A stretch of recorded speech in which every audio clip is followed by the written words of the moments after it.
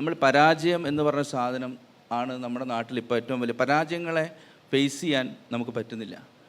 കുട്ടികൾ പഠിച്ചിട്ട് തോറ്റിട്ട് ആത്മഹത്യ ചെയ്യുന്നു. സാമ്പത്തിക പ്രശ്നങ്ങൾ ആളുകൾ ചെറിയ ചെറിയ കാര്യങ്ങൾക്കാണ് ആത്മഹത്യ ചെയ്യുന്നത്. തോൽവിയിലാണ് വിജയേട്ടൻ്റെ തുടക്കം. SLCയിലൊരു തോൽവിയിൽ.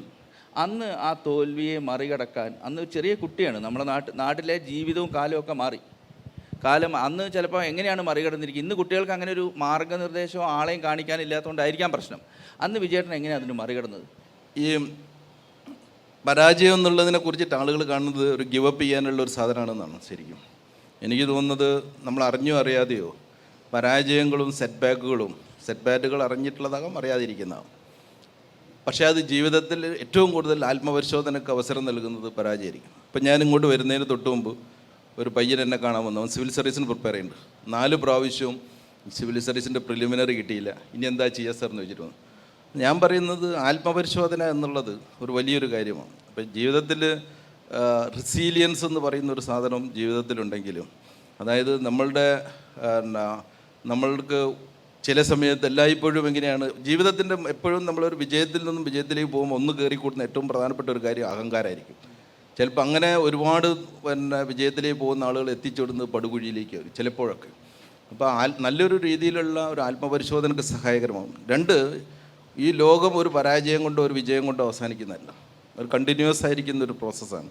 ചില സമയങ്ങളിൽ നമ്മൾ വളരെ വലിയ വിജയിച്ചാകും, ചിലപ്പം പരാജയം. അത് എല്ലാ മേഖലയിലും ഉണ്ട്. വിദ്യാഭ്യാസമുണ്ട്, നമ്മുടെ സാമൂഹ്യ പ്രവർത്തനമുണ്ട്, രാഷ്ട്രീയമുണ്ട്. രാഷ്ട്രീയത്തിലൊക്കെ നമ്മൾ കംപ്ലീറ്റ്ലി ഒബ്സ്ക്യൂരിറ്റിയിലേക്ക് പോയിരിക്കുന്ന ആളുകളൊക്കെ പിന്നീട് വന്നിരിക്കുന്നത് കണ്ടു കഴിഞ്ഞാൽ അത്ഭുതപ്പെട്ടു പോകും.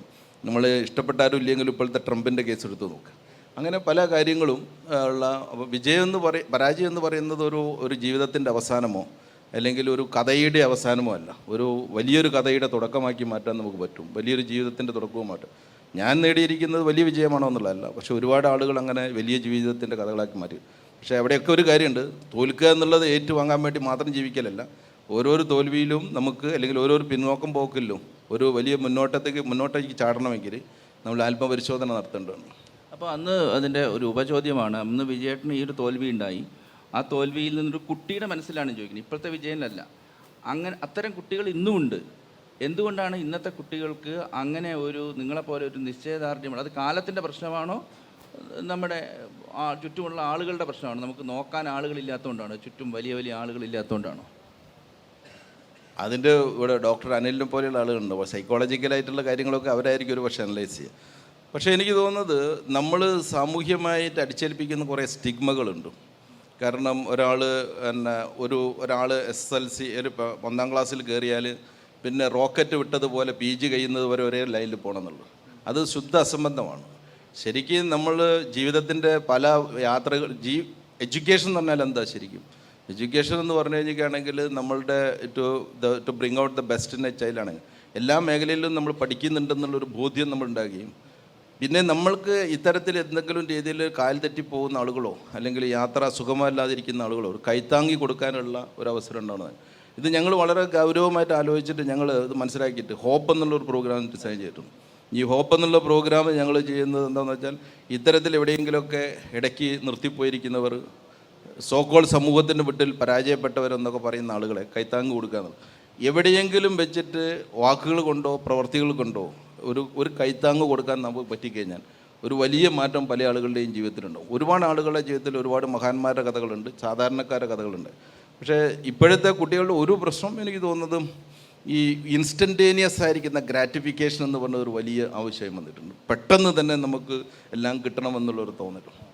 നമ്മളൊരു വൃക്ഷത്തിനെ പറ്റി പറയാറില്ലേ, വൃക്ഷം പല കൊല്ലം കൊണ്ടാണ് വളരുന്നത്. പെട്ടെന്നൊരു വളർച്ച എവിടെയും ഇല്ല എന്ന് ഗാന്ധിജി പറയുന്നതിൻ്റെ ഒരു മെസ്സേജ് കുട്ടികളിലും ഇല്ല, പലപ്പോഴും വലിയ ആളുകളിലും അത് കാണുന്നില്ല.